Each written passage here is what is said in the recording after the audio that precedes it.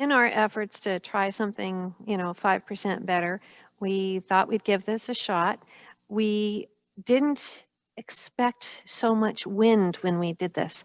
So I'm going to have to sort of do a dubbing on the fly for folks. And so we'll see how this goes. It was an experiment, and yeah, well, it was fun. Hopefully it's fun for you too.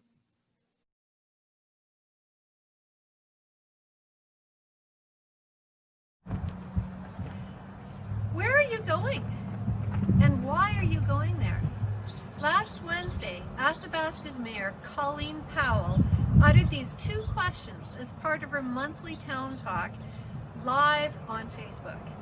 Now that the radio station has no local voice and no way of doing live community broadcasts, the newspaper has turned to providing her worship with a similar platform. You can message her or watch her in the comfort of your own home. Mayor Powell has adapted, the Advocate has adapted, and we have adapted too. But some questions stay the same. Where are you going? And why are you going there?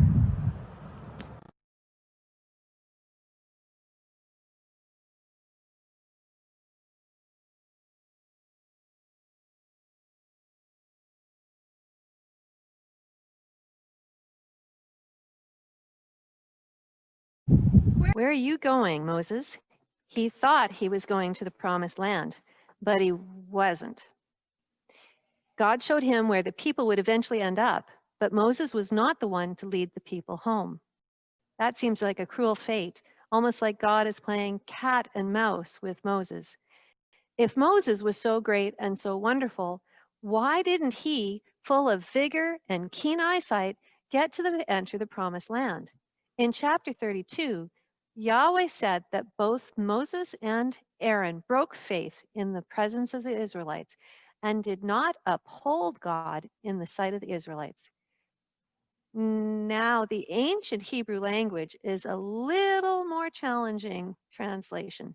We've got kind of a kind version, but the original words would say something like, acted treacherously and did not sanctify God in front of the people. Pretty stark words. In other words, God accused Moses of waffling, of not keeping faith, of failing in his leadership. Which makes me wonder, if God, Moses, the paragon, the most courageous leader ever experienced by the Hebrew people, wasn't able to keep the faith, what chance do normal humans have to be leaders?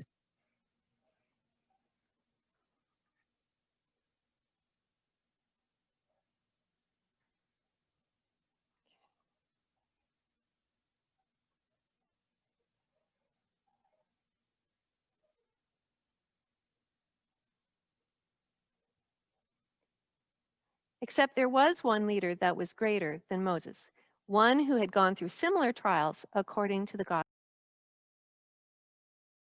As an infant, this leader's life was threatened by a scary king, just like Moses in the bulrushes. This leader lived in Egypt as a child, lived in the wilderness where there was little food to drink or water to drink. All right, it was 40 days, not 40 years, but that was still a parallel.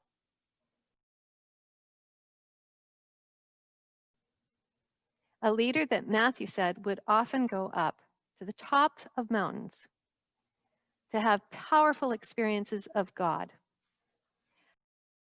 Dueled and competed with those who sought to challenge his power, just as Moses had dueled with the priests of Pharaoh. And just like Moses, when he competed with them, his answers were so profound, so deep, so committed to God, that his opponents were left speechless.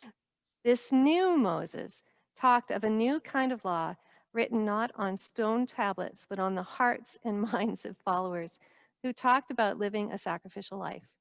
Moses was unwavering in his commitment to God and to the message of a new community of faith where anyone could have a relationship with God as intimate as the relationship people had with their own parents.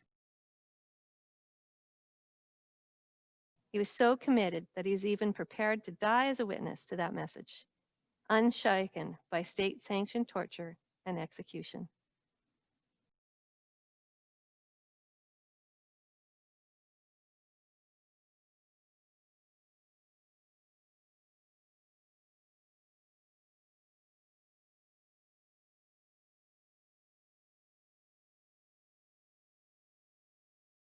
Unlike Moses, his death wasn't the end of the story. However we interpret Easter, the truth is that at a profound level, Jesus' message was not stopped by his death, nor were his followers intimidated into silence by his execution. Instead, they became emboldened to spread his message near and far, and it continues to inspire and motivate change and growth. Jesus is still radical today when his teachings call for people to be treated equally, no matter where they are born or what language they speak. Jesus is still challenging us when his parables point to guaranteed incomes. Jesus still inspires us today when he showed love and care towards people like tax collectors, lepers, Samaritans, and more.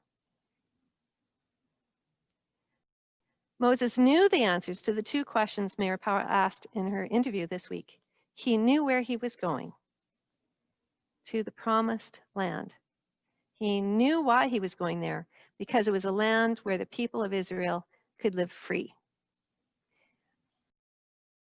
But he didn't know what Jesus knew, that the greatest command, love God, love your neighbor, was the answer to the third question he didn't know the answer to, the question of, how will you get there? There are many debates on how to do something.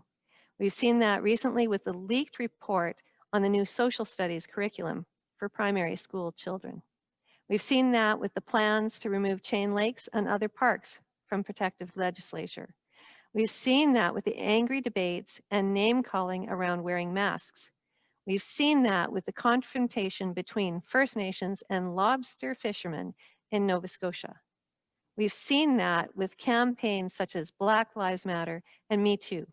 We've seen that when United Church ministers across Canada are ridiculed for their political commentary on issues of universal health care, living wages, accessible childcare, environmental issues, and more.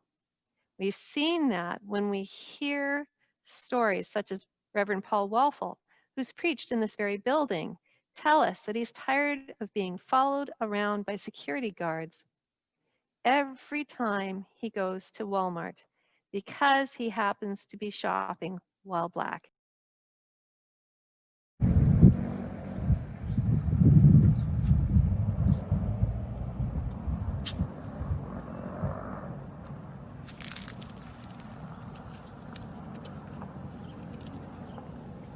Stories like Reverend Paul Walfall's experiences in Walmart reminds us that we have to ask ourselves, where are we going? Where are we going? We are going to a new land, a new holy land for us that is where we won't discriminate against anyone based on race, religion, gender, sexual identity, country of origin, culture, language, abilities, and even more. So many more. Why are we doing it? Well, because God calls us to freedom, and until everyone is free, no one is really free. And how are we supposed to do that? God calls us to do that through love. Love of God and love of neighbor. A wiser United Church minister said it like this: while Christianity is inherently political, it is a politics from above, marked by persuasive power of love, not the politics from below, which is marked by coercive power of the state. Now more than ever, we are called to exercise love and resist coercion, whatever form we might find it. Love of God, love of neighbor in everything we do. And may God bless us as we discern how to do this in these changing times.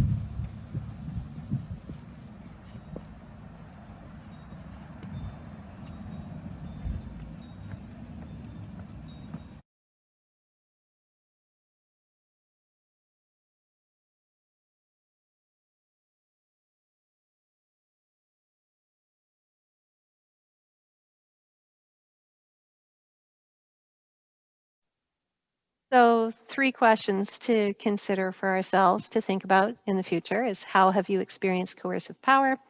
What has your experience of persuasive power of love been like? And where are you called to help change the power from coercion to love?